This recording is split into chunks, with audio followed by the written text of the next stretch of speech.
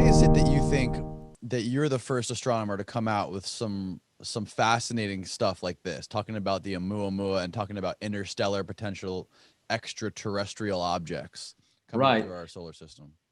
Well, first I should mention, that this subject is at the periphery of astronomy. It's not funded much.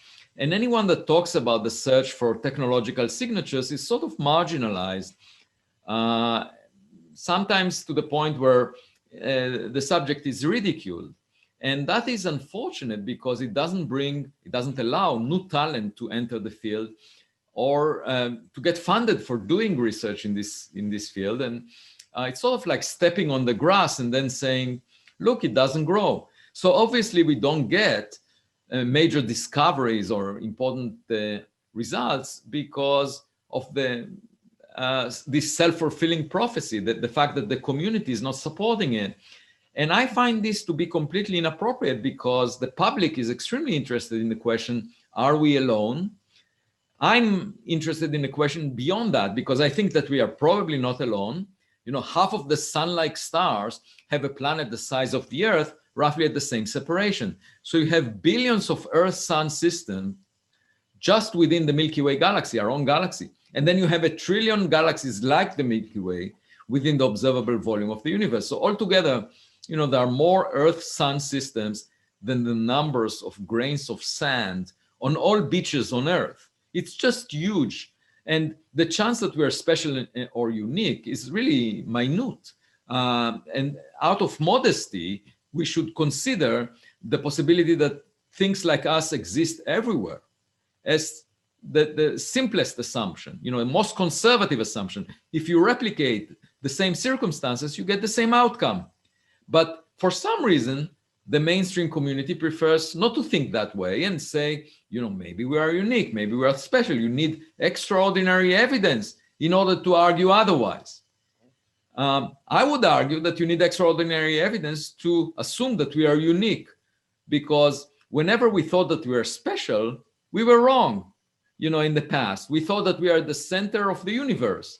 Aristotle suggested that in his philosophy, and for 1,000 years, people believed it until Copernicus and Galileo demonstrated that the Earth moves around the sun.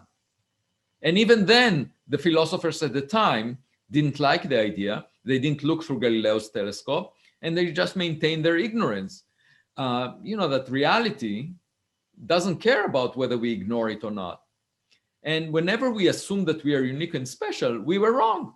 It's sort of like my daughters when they were infants. They thought that they are unique, they have qualities that nobody else has, and they're at the center of the world. But once they went to a kindergarten, they saw other kids, and they got a better perspective. So for us as the human species, as civilization, to mature, we need to find others and get a better perspective about our place in the universe. But many people prefer, it flatters their ego to maintain the view that we are alone until proven differently. And I find that to be completely opposite to where they should be. But by preventing any research in this subject, by ridiculing suggestions that we might not be alone, you don't get anyone to work on that. And that's why I'm sort of alone standing against this mainstream. And I should say, I'm not an outlier. I've worked in the mainstream for many years. I had a lot of leadership positions.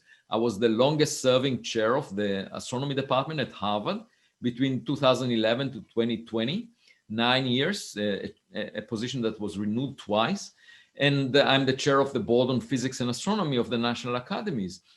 And at the same time, I think that the current view is misguided. And I think that this subject appeals to the public, and the public funds science, and therefore we have an obligation to address it with the existing tools that we have, telescopes and instruments. And we can do it. Just to give you an example, the astronomers are developing the next generation of instruments to search for, and these would cost billions of dollars, to search for oxygen, for example, in the atmospheres of planets around other stars, because the idea is that oxygen will tell us if there is life on these planets around other stars. The problem with this idea is that oxygen was rare, did not exist in the Earth atmosphere at noticeable levels for 2 billion years, for half of the lifetime of the Earth. For the first 2 billion years, there wasn't much oxygen in the atmosphere, but there was life on Earth. There were microbes. So not finding oxygen is not evidence that life doesn't exist. Also, finding oxygen is not evidence that life exists, because you can make it by natural processes.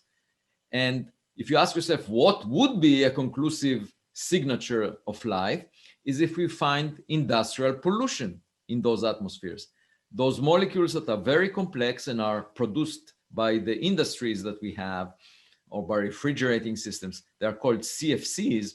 If we do find evidence for those, then we know that life must exist. So in fact, the justification to the future, the next generation of instruments that astronomers are developing, is much stronger in the context of the search for technological signatures than it is in the search for primitive life. But nevertheless, you would never find an argument or a motivation for these instruments in that context. What sort of conversations have you had, or debates have you had with your colleagues or other astronomers when it comes to the pushback that you've received from being outspoken about things like this and the Oumuamua and intelligent life? Well, I can give you an example. There was a seminar about the Oumuamua at Harvard, and when I left the room with a colleague of mine that worked on the solar system for decades, he said, "This object is so weird, I wish it never existed." And that illustrates to you that the properties of this object take people away from their comfort zone. And most people prefer not to change their views, not to update what they thought to be the worldview that describes the universe. And it's sort of like a GPS system. When it gets to a place that it doesn't recognize, it says recalculating. And unfortunately, most of my colleagues do not recalculate. They just want to maintain their views. So most of the mainstream would simply say, business as usual. I don't care about the details. It must be a rock. To me, that sounds just like a caveman saying that when presented with a cell phone, the caveman is used to work, playing with rocks all of his life, saying, "Oh, the cell phone is just a shiny rock." And the point of the matter is, since I don't find technological signatures as a speculation, I think it should be contemplated as a real possibility, put on the table, and then one can gather more evidence to try and see if indeed it's consistent with that, and it should not be dismissed up front. And so I think there needs to be a revision in the culture right now within the academic community. There are also parts of, for example, the physics community, theoretical physics, that engage in concepts that cannot be tested experimentally, such as extra dimensions, or the multiverse, or supersymmetry, or string theory. These are concepts that were not yet proven to be correct based on experimental evidence. They are highly speculative. And for decades, people have been working on them and doing mathematical gymnastics, all about demonstrating how smart they are. But doing physics is not about showing off as being smart. It's about understanding reality, understanding nature. And if you're trying to do that, you should be guided by evidence.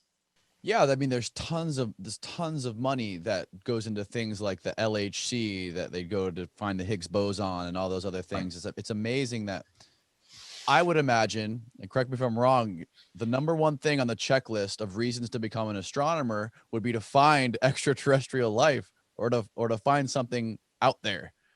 Well, in fact, a lot of physicists would say that they were attracted to doing physics because they read some science fiction stories. And I think that this is the most exciting question for us to address, because it will change our perspective about our place in the universe, our aspirations for space, and it could impact many things we do, including religious beliefs, and so I think it's just a missed opportunity for scientists, if they have the tools to address this question and search for technological signatures, not to do that.